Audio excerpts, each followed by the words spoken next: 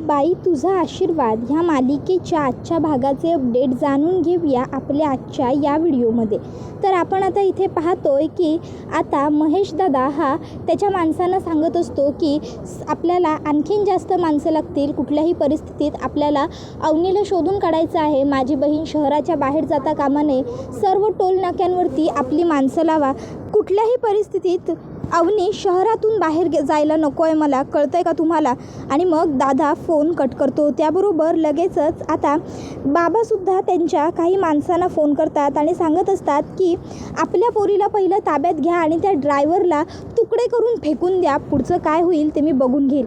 आता इकडे हे सगळं काही विवान ऐकत असतो. विवान म्हणतो बापरे, ह्यांचा तर एकदम रॉयल कारभार आहे. सरळ तुकडे करून फेकून द्या म्हणतायत. नाही, मला घाबरायची काय गरज आहे. मी तर उलट यांचा होणारा जावईच आहे. बाबा म्हणत असतात कुठे गेली असेल अवनी, काही कळत नाही आहे. तर इकडे विवान म्हणत असतो की एवढी माणसं आहात घरात तरी मुलगी पळून जाते आणि तुम्हाला साधं कळतही नाही. त्यावर बाबा विवानला हात दाखवतात आणि विवान गप्प बसतो. बाबा दादाला म्हणतात तुझा मोबाईल दे बघू, तुझ्या मोबाईलमध्ये तरी काही दिसतंय का. मग आता दादा मोबाईल देतो कारण त्याच्या मोबाईलला घरातले CCTV फुटेज हे कनेक्ट असतात. मग आता दादा हा मोबाईल ऑन करून देतो बाबांना. त्याच्यामध्ये अवनी ड्रायव्हरला म्हणजेच राजाला तिची बॅग देताना दिसते. आता मग विवान म्हणू लागतो की बाप रे, म्हणजे ह्या अवनीने या ड्रायव्हरबरोबरच पळून जाण्याचा प्लॅन केला होता. म्हणजे हे सगळं त्यांचं आधीच ठरलं होतं. मग विवानला आठवतं की तोच ड्रायव्हर त्याला आधी धडकला होता आणि मग राजाला तो मारायलाही येत होता. तेव्हा अवनी मध्ये पडली होती. अवनी म्हणाली होती की विवान थांब, चूक आपली आहे, त्यामुळे सॉरी आपण म्हणायचं, आपण रॉंग साईडने आलो. त्यानंतर साड्या घ्यायला गेले होते, तिथेसुद्धा राजा अवनीच्याच मागे पुढे करत होता. विवान म्हणतो बाप रे, म्हणजे हे सगळं त्यांचं लफडं तेव्हापासून सुरू होतं आणि आपल्याला कोणाला साधं कळलंसुद्धा नाही. काय अंकल, म्हणजे तुमच्या एवढ्या मोठ्या माणसाच्या मुलीचं लफडं एका ड्रायव्हरबरोबर कसं काय असू शकतं. बरं तर तिचं लफडं एका ड्रायव्हरबरोबर होतं हे माहीत असूनही तुम्ही तिचं लग्न माझ्याबरोबर लावून द्यायला निघालात. It's not done uncle. का वागलात तुम्ही लोक माझ्याबरोबर असं. अवनीचं त्या मुलाबरोबर अफेअर होतं हे तुम्हा सगळ्यांना माहीत असेलच ना अंकल. त्याबरोबर मग बाबा म्हणतात गाडी बाजूला घे महेश. त्याबरोबर मग आता महेश गाडी बाजूला घेतो. बाबा विवानला म्हणतात गाडीतनं खाली उतर खाली. विवान म्हणत असतो अंकल पण माझं ऐकून घ्या. त्यावर बाबा त्याला बंदूक दाखवतात. तसा विवान घाबरतो आणि गाडीतनं खाली उतरतो. मग आता बाबा हे विवानला खिडकीतूनच सांगतात गाडीच्या, आता इथे जे काही घडलं हे कोणालाही सांगायचं नाही. उद्या सकाळी मुहूर्ताच्या वेळेपर्यंत लग्नमंडपात मुंडावळ्या वगैरे घालून शेरवाणी घालून पोच. आज मी माझ्या मुलीला शोधतो आणि उद्या तुझ्याबरोबर लग्नासाठी बोहल्यावर उभं करतो, समजलं. हे लग्न होणारच. आणि मग ते तिकडनं गाडी घेऊन निघून जातात. त्याबरोबर विवान हा लगेचच आता ड्रायव्हरला कॉल करतो आणि मी पाठवलेल्या लोकेशनवर माझ्यासाठी गाडी घेऊन ये असं सांगतो. तर दुसऱ्या बाजूला प्रतीक्षा ही यशाला भेटायला आलेली असते. आता ती विचारते एक्सक्यूज मी. त्याबरोबर आत्या म्हणते हां कोणाला भेटायचं आहे. त्यावरती विचारते यशोधनरावांचं घर हेच आहे का. त्याबरोबर मग आता आत्या म्हणते तुम्ही कोण आणि तुम्हाला कशा पायी भेटायचं आहे त्याला. त्याबरोबर मग ती म्हणते नमस्कार, मी प्रतीक्षा, म्हणजे माझे बाबा इथे स्थळ बघून गेले होते माझ्यासाठी, म्हणून मला यशोधनरावांना थोडं भेटायचं होतं. त्याबरोबर ती म्हणते असं स्थळ बघून गेले होते का तुमचे वडील. बरं ये ना, ये आतमध्ये ये. अगं तो यश आहे ना, तो माझा भाचा आहे, ये की ये. त्याबरोबर ती म्हणते पण त्या दिवशी जेव्हा बघण्याचा कार्यक्रम झाला तेव्हा तुम्ही नव्हतात. त्यावर मग ती म्हणते अगं होय, तेव्हा मी बाहेरगावी गेले होते ना म्हणून नव्हते. पण ये तू ये, बस इथे, मी तुझ्यासाठी पाणी आणते, थांबच. आणि मग लगेच आत्या जाऊन पाणी आणते. तर इकडे आता राजा आणि अवनी हे दोघंजणं रस्त्याने चाललेले असतात. अवनी निवांत झोपलेली असते. राजा आता अवनीकडे बघून म्हणत असतो खरंच वाटलं नव्हतं जेव्हा तुम्ही माझ्या गाडीच्या समोर पहिल्यांदा आला होतात तेव्हा की असं मी तुमच्या शेजारी बसून गाडी चालवत तुमच्याकडे बघू शकेन. खरंच. त्यानंतर मग राजा अवनीकडे बघत गाडी ड्राईव्ह करताना गाढ झोपेत असते. अवनीला टेका हवे असतो पण आता ती व्यवस्थित झोपू शकत नसते कारण तिला आधार टेक्यासाठी मिळत नसतो. आता तिचं म्हणजे तोल जाणार असतो, ती पडणार असते. पण तोपर्यंत आता राजा तिच्या गालावरती अलगद स्वतःचा हात ठेवतो आणि मग अवनी राजाच्या गालावर सगळं वजन टाकून तसंच झोपून जाते. आता राजाच्या हातावर अवनीच्या गालाचं सगळं वजन असतं. तर दुसऱ्या बाजूला इकडे सुलत्या ही प्रतीक्षाला म्हणते, कधी आलं होतं गं तुमचं स्थळ बघायला? नाही म्हणजे मला काही माहीत नाही ना म्हणून म्हणते. तसा आमचा यशा चांगला आहे, हँडसम बी आहे दिसायला. प्रतीक्षा म्हणते, म्हणजे नाही का त्या दिवशी आले होते माझ्या घरचे त्याबरोबर. मग ती म्हणते, त्या दिवशी म्हणजे कधी गं? त्यावर प्रतीक्षा म्हणते, अहो नाही का माझी संपूर्ण फॅमिली आली होती.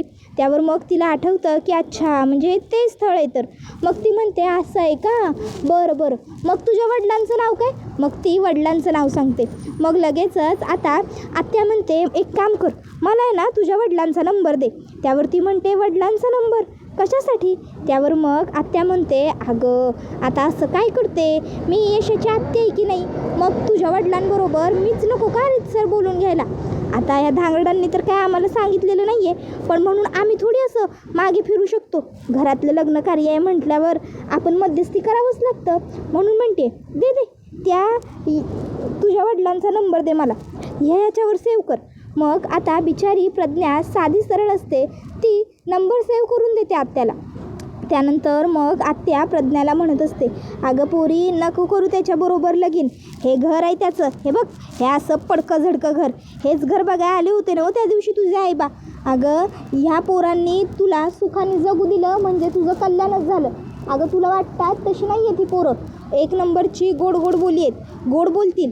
अगं फक्त यांच्या घरात बाई नाहीच आहे, ना आई ना बहीण ना मावशी काकी नाही आत्या. अगं ह्यांनी माझा हक्क मारला आहे. मग मला सांग यांना बाईबरोबर कसं वागायचं हे कुठून कळणार? यांच्या घरात बाई माणूसच नाही आहे ना. मग म्हणून सांगते गं पोरी, तू लई साधी बोळी दिसायला लागलीस. अगं उगाचच्या उगाच नको यांच्या नादी लागू, तुझं वाटोळं होईल गं पोरी, वाटोळं होईल. त्यावरती म्हणते, पण मला यशोवर्धनराव चांगले वाटलेत. त्याबरोबर मग आता सुलत्या म्हणते, अगं तुझ्या वडिलांनी खूप विचारपूर्वकच ह्या स्थळाला नकार दिलेला आहे. अगं तुला जास्त कळतं की तुझ्या वडिलांना जास्त कळतं? त्याबरोबर मग मात्र आता प्रतीक्षा गप्प बसते. तर आत्या तिला म्हणत असते, अगं पोरी तोंड बारीक नको करू, तू माझ्या लेकीसारखी आहे ना म्हणून तुझी काळजी वाटते आणि म्हणून बोलते गं मी.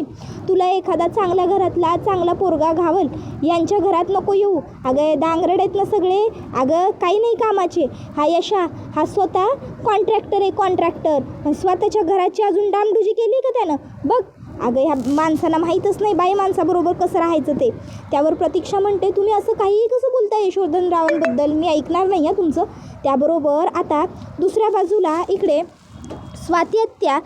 स्वाती आणि आई दोघीजणी टेन्शनमध्ये असतात. आता स्वाती आणि आई टेन्शनमध्ये असल्यामुळे मग तिकडे आता एक आजी आणि अवनीची मावशी येतात आणि विचारतात की अवनी कुठे आहे, सकाळपासून दिसतच नाही आहे. मग लगेचच आता आई म्हणते, अहो काय सांगू तुम्हाला ताई आणि आजीसुद्धा, अहो आत्ताच्या मुली माहिती आहे ना तुम्हाला, हल्लीच्या मुलींचं पार्लरशिवाय पान हलतं का?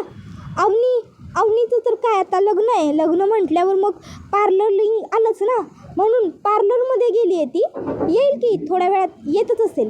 त्याबरोबर मग आता ती म्हणते, तुमचा नाश्ता झाला आहे का? मी एक काम करते, तुमच्यासाठी नाश्ता पाठवते, तुम्ही वरती जा. मग लगेचच आता त्या दोघी वरती जातात. तोपर्यंत आता बाबा हे लगेच अवनीच्या आईला कॉल करतात आणि तिला सांगतात, एक काम कर, आपल्या वॉचमनला आपल्या सगळ्या शेजाऱ्यांकडे पाठव आणि त्यांना सांग CCTV फुटेज हवं आहे, काय घडलं आहे काय नाही या सर्व गोष्टींचे अपडेट त्यांना द्यायची काही गरज नाही, फक्त देशमाने साहेबांनी फुटेज मागितलं एवढं सांगा. त्याबरोबर ती म्हणते, ठीक आहे, मी वॉचमनला लगेच पाठवते. तर ती विचारते, पण फुटेज घेऊन करायचं काय? त्याबरोबर मग ते सांगतात की त्या ड्रायव्हरच्या गाडीचा नंबर, त्याचा फोटो मला पाठवा. त्यावर मग आई म्हणते, ठीक आहे, मी पाठवते. तर आता इकडे यशोवर्धन लगेचच हाक मारतो, प्रज्ञा तुम्ही तिकडे काय करताय, या इकडे, हे बघा हे माझं घर आहे, इकडे आम्ही राहतो, या इकडे या. त्याबरोबर आत्या म्हणते, आजोराच्या मनात चाललं ना, वाटलं असेल मी काय सांगते आणि काय नाही त्या पोरीला. त्याबरोबर मग यशवर्धन म्हणतो, तुम्ही या ना इकडे प्रतीक्षा, आपण इकडे बोलू.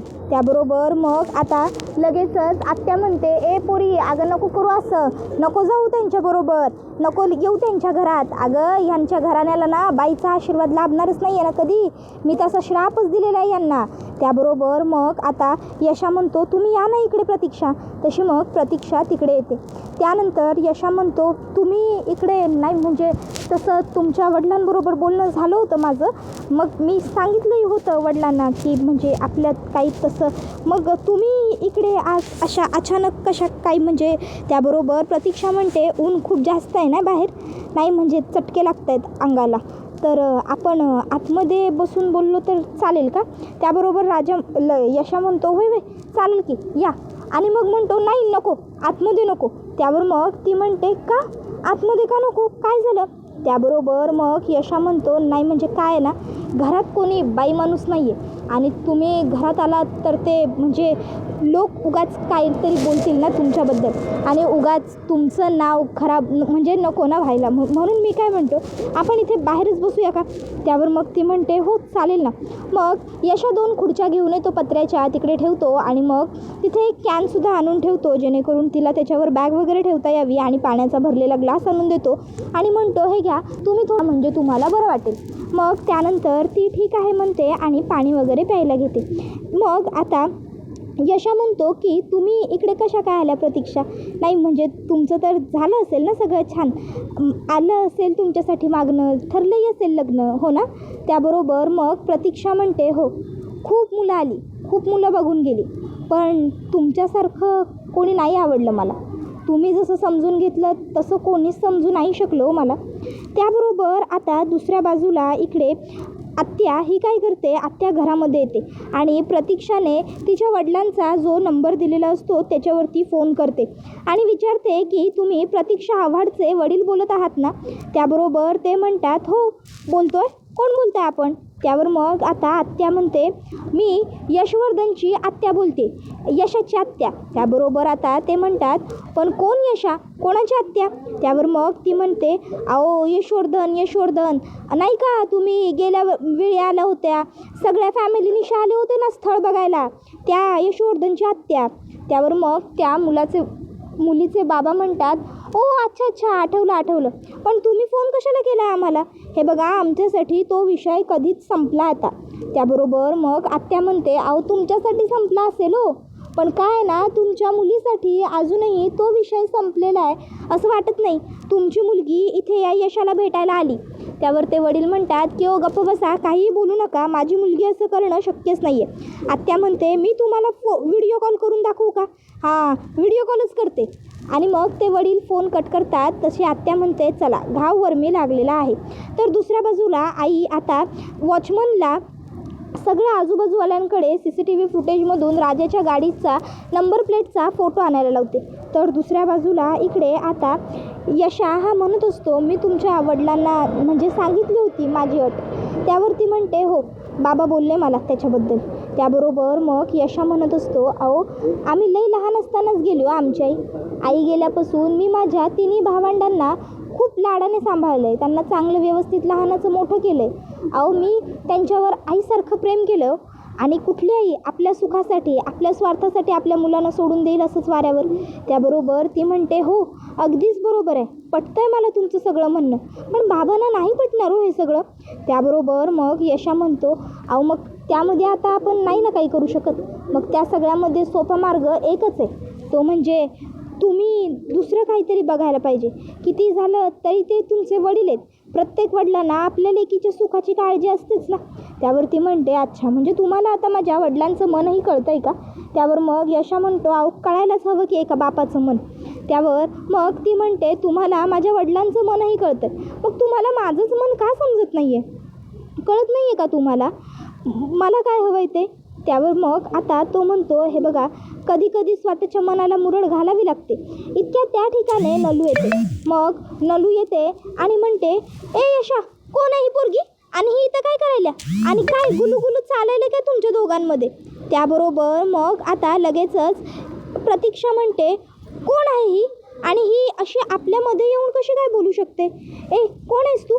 त्याबरोबर मग यशा म्हणत असतो, अहो ही त्यावर आता ती म्हणते बायको आहे मी याची. त्याबरोबर आता मग प्रतीक्षा म्हणते काय बायको, अहो तुम्ही बोलला नाहीत मला तुमचं लग्न झालं म्हणून. त्याबरोबर यशा म्हणतो अहो नाही, कुठे तुम्ही तिचं ऐकताय. नले अगं काय बोलतेस, सिरियस वाटतंय ना त्यांना सगळं. अहो ही माझ्या आत्याची मुलगी आहे, ते आपल्याकडे फॅडच आहे ना आत्याची मुलगी बायको, म्हणून ती फक्त आत्याची मुलगी बायको असं गमतीत म्हणाली. त्यावर मग ती म्हणते अच्छा अच्छा म्हणजे त्या आत्यांची ही मुलगी का. त्यावर मग यशा म्हणतो होय होय बरोबर. इतक्यात नलू आत्या बाहेर येते, सुलू आत्या बाहेर येते. सुलू आत्या नलूला यशाच्या घराकडे बघते आणि रागवत म्हणते नले ए नले काय करायला लागली तिकडं, ये इकडं पहिल्यांदा. त्याबरोबर मग आता नलू म्हणत असते ए काय चाललंय तुमचं, यशा तू सांग या पोरीला तुमचं काही लगीन बिगीन होणार नाही आहे म्हणून, आधीच ऑलरेडी सगळं ठरलेलं आहे आपलं.